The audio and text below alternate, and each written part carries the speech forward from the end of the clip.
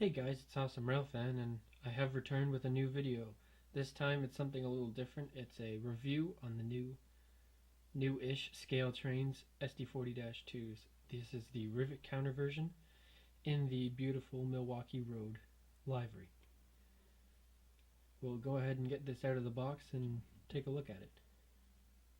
So just a quick side note, the packaging on this is the foam and the similar plastic sleeve, similar to most Athearn Genesis locomotives, where it's just a slide out like that, and then the top comes up. Okay, so we'll start up with taking a listen at the startup.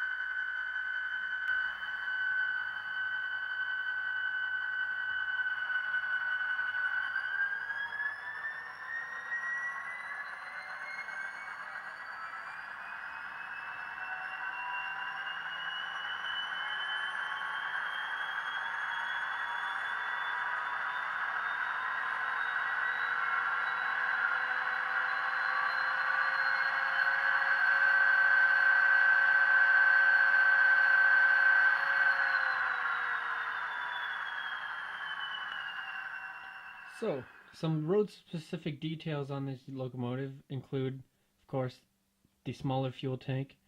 They have a knuckle there. The bell is located just behind the cab here. Proper horn, front and rear plows. It's got a rear weed cutter plow. MU hoses, no ditch lights, which back then they didn't have. And up top we have the favorite of mine, which is a beacon. This is supposed to imitate a rotary beacon, so it pulses. It has, I believe, 2 or 3 steps from slightly dim to bright to imitate a rotating beacon. And another fan favorite is the working class lights on these locomotives. So we can turn them on once. That gives us our white, which is extra, and then we can push it again.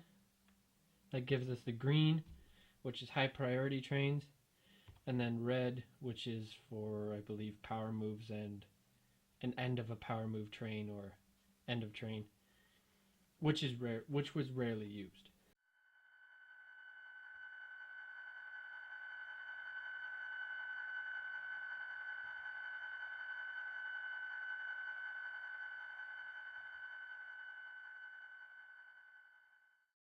And the headlight can come on, and the number boards come on when the unit is turned on as well. Okay, so another road specific feature is the all-weather window on the engineer's side.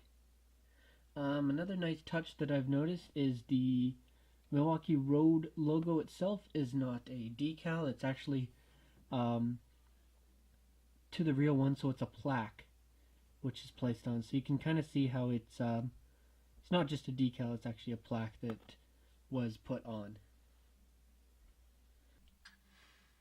So that gives you a little general idea of what this engine is. Another feature that I really enjoy about this model is that it has a capacitor which will leave the engine to have power when there's no power on the track.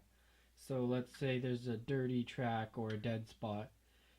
This engine will continue moving without cutting out, which is very nice, especially for an engine with sound, which some of them, they completely restart their startup once they cut out. So I'm going to demonstrate that. I'll do a startup and I'll take it off the track as it's starting up.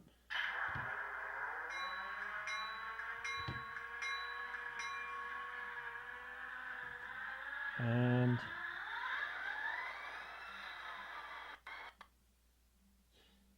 so you can see that it continues to operate just a few seconds after the track power is taken away.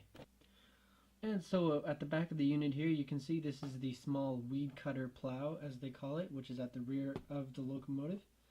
And this is the ScaleTrains coupler, which is it's brown, accurately painted to what a real coupler looks like, but it's not plastic, it's actually a metal coupler, which is very nice with the spring in it.